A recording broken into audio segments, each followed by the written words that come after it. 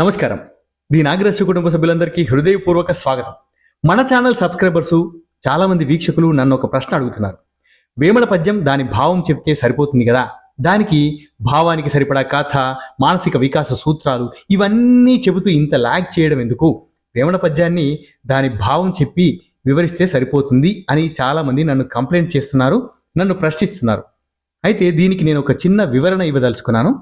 నేను స్వామి వివేకానంద వారి హనుమంతుని వ్యక్తిత్వం గురించి వర్ణించినటువంటి ఒక పుస్తకం చదివాను. అందులో ఆయన భగవద్గీతలోని ఒక శ్లోకాన్ని ఉటంకిస్తూ ఇలా చెప్పారు. క్లేశోధిక తరస్తేషాం అవ్యక్తాసక్త చేతస అవ్యక్తాహి గతిర్దుఃఖ దేహవద్భిర వాప్యతే. ఈ శ్లోకం యొక్క భావం ఏంటంటే, నైరూప్యంగా ఉన్నదాన్ని అర్థం చేసుకోవడం చాలా కష్టం. అదే రూపంతో ఉన్నదాన్ని అర్థం చేసుకోవడం కానీ, చదవడం కానీ, తెలుసుకోవడం కానీ చాలా ఈజీ. ఇది శరీరానికి కలిగేటటువంటి కష్టాన్ని కూడా తగ్గిస్తుంది అని ఈ శ్లోకం యొక్క భావం. ఏదైనా మనం నైరూప్యంగా ఉన్నదాన్ని అర్థం చేసుకోవాలి అంటే చాలా కష్టమవుతుంది.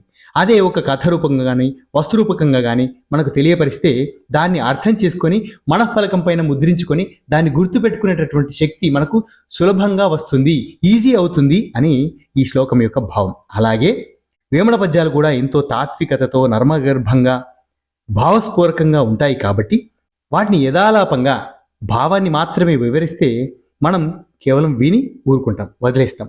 అది మన మనసుకు బుర్రకు ఎక్కదు.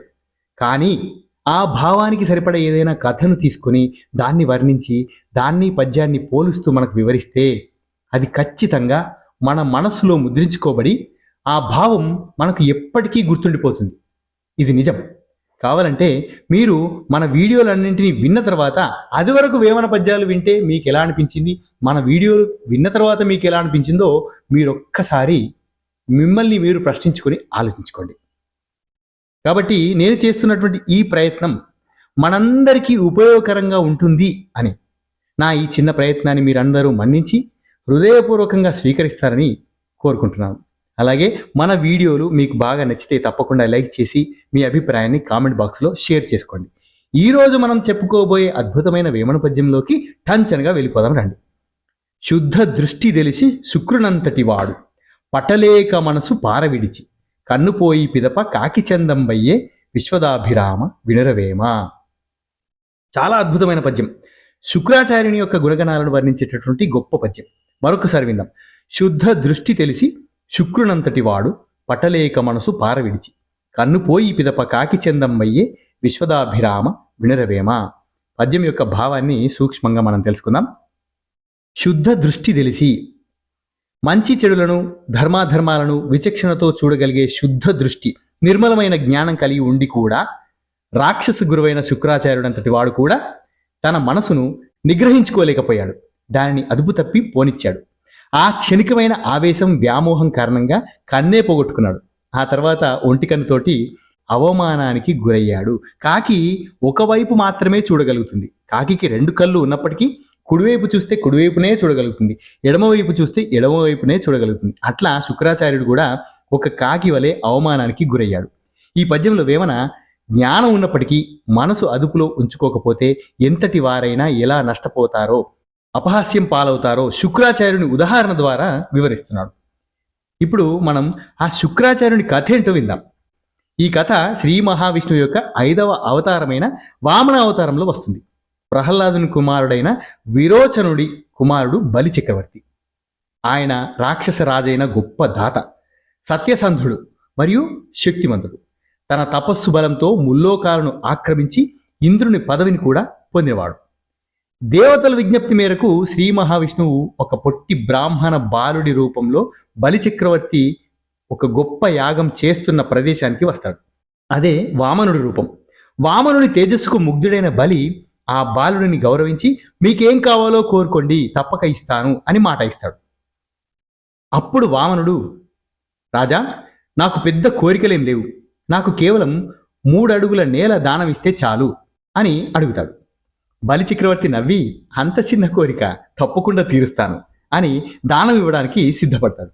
ఇదంతా గమనిస్తున్న రాక్షస గురువు శుక్రాచార్యుడు తన దివ్య దృష్టితోటి వచ్చిన బాలుడు సామాన్యుడు కాదని, సాక్షాత్తు శ్రీ మహావిష్ణువే అని గ్రహిస్తాడు.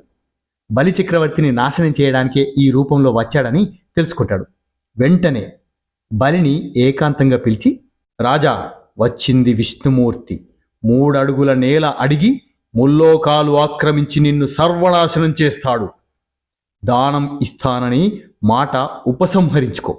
గురువుగా చెబుతున్నాను, ఇది ధర్మమే అని హెచ్చరించాడు. కానీ బలి చక్రవర్తి, గురువర్య, ఇచ్చిన మాటకు కట్టుబడమే నా ధర్మం.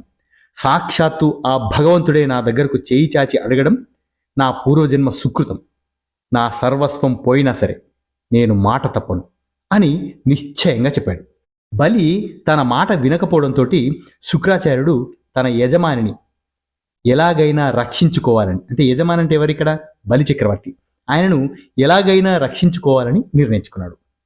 బలి దానం ఇవ్వడానికి కమండలంలోని నీటిని చేతిలో పోయబోతుండగా శుక్రాచార్యుడు సూక్ష్మరూపం ధరించి ఆ కమండలం యొక్క గొట్టానికి అడ్డుగా కూర్చున్నాడు. అప్పుడు నీరు బయటకు రాకుండా అడ్డుపడతాడు. ఈ సంగతి గ్రహించిన వామనుడు ఒక దర్భ, అంటే గడ్డి పరకను తీసుకుని కమండలం గొట్టంలో పొడుస్తాడు. ఆ దర్భగడ్డి సూటిగా శుక్రాచార్యుని కంటికి తగిలి అతని ఒక కన్ను పోతుంది. నొప్పితో శుక్రాచార్యుడు బయటకు రాగానే నీరు ధారగా ప్రవేశిస్తుంది. బలి దానం పూర్తి చేస్తాడు. ఆ తరువాత వామనుడు త్రివిక్రమ రూపాన్ని ధరించి 1 అడుగు భూమిపైన, 2వ అడుగు ఆకాశం పైన మోపి 3వ అడుగు ఎక్కడ పెట్టను అని బలి చక్రవర్తిని అడుగుతాడు. బలి తన శిరస్సును చూపిస్తాడు. విష్ణువు బలిని పాతాళానికి తొక్కేస్తాడు. శుక్రాచార్యుడు మాత్రం ఆనాటి నుంచి ఒంటి కన్నువాడుగా ఏకాక్షుడు అనే పేరుతోటి మిగిలిపోతాడు. ఈ పద్యము మరియు కథకు కల సంబంధం ఏంటి మరి? వేమన పద్యంలోని శుక్రాచార్యుని కథను సంపూర్ణంగా అన్వయించి చూద్దాం. శుద్ధ దృష్టి తెలిసి శుక్రునంతటి వాడు అన్నాడు వేమన. శుక్రాచార్యుడు సామాన్యుడు కాదు, ఆయన దివ్య దృష్టి ఉన్నటువంటి వ్యక్తి. అందుకే వామనుడెవరో ఆయన వెంటనే తెలుసుకోగలిగాడు. అంతటి జ్ఞాని ఆయన. పట్టలేక మనసు పారవిడిచి అన్నాడు వేమన. విష్ణువును ఆపడం అసాధ్యమని, దైవ సంకల్పాన్ని ఎవరూ మార్చలేరని జ్ఞానం ఉన్నప్పటికీ శుక్రాచార్యుడు తన మనస్సును అదుపు చేసుకోలేకపోయాడు. తన యజమాని అయిన బలి చక్రవర్తిపై అతి వ్యామోహంతో దైవ సంకల్పానికి అడ్డుపడాలని ప్రయత్నించాడు.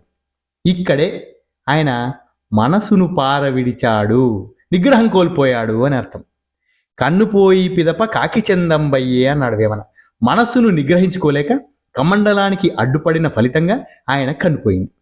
గొప్ప గురువు త్రికాల జ్ఞాని అయిన శంకరాచార్యుడు తన అవివేకపు చర్య వలన ఒంటి కన్ను వాడై అపహాస్యం పాలయ్యాడు.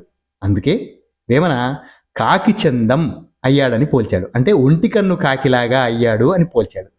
ఈ పద్యం ద్వారా యోగి వేమన సమాజానికి ఒక స్పష్టమైన సందేశాన్ని ఇస్తున్నాడు. జ్ఞానం కంటే నిగ్రహం గొప్పది.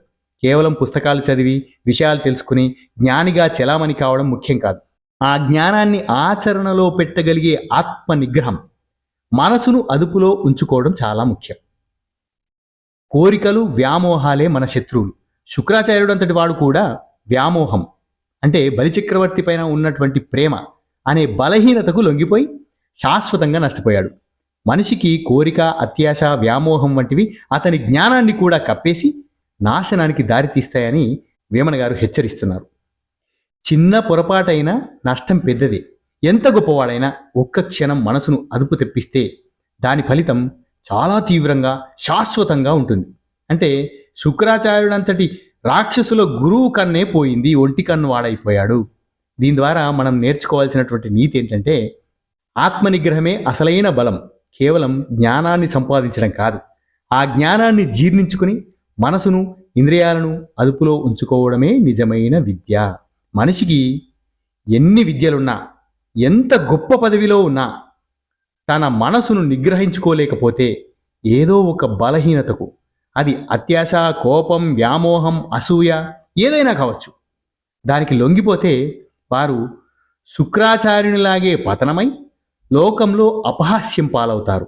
అందుకే ప్రతి ఒక్కరూ నిరంతరం తమ మనసును అదుపులో ఉంచుకునే సాధన చేయాలి. ఇది వేమన పద్యం ద్వారా మనం తెలుసుకునేటటువంటి గొప్ప నీతి. శుక్రాచార్యుని కథ కూడా మనకు దాన్నే తెలియపరుస్తుంది. ఇంత గొప్ప అద్భుతమైనటువంటి పద్యాలను, ఇంత గొప్ప సాహిత్యాన్ని అందించినటువంటి ఇతిహాసాలు, పురాణాలను వాటికి ఒకసారి మనఃపూర్వకంగా నమస్కారాలు, ధన్యవాదాలు తెలియపరచుకుంటూ ఇలాంటి మంచి అద్భుతమైన వేమన పద్యం, మంచి కథతో మరొక వీడియోలో మీ ముందుకు వస్తాను. అంతవరకు ఈ వీడియో ఆశాంతం చూసిన వారు మీరు మీ అభిప్రాయాన్ని తప్పకుండా కామెంట్ బాక్స్లో తెలియపరిచి, ఇంకా ఎలాంటి వీడియోలు మీకు కావాలో మీ అభిప్రాయాన్ని తెలియజేస్తారని హృదయపూర్వకంగా కోరుకుంటున్నాను. ధన్యోస్మి. శుభం భూయాత్.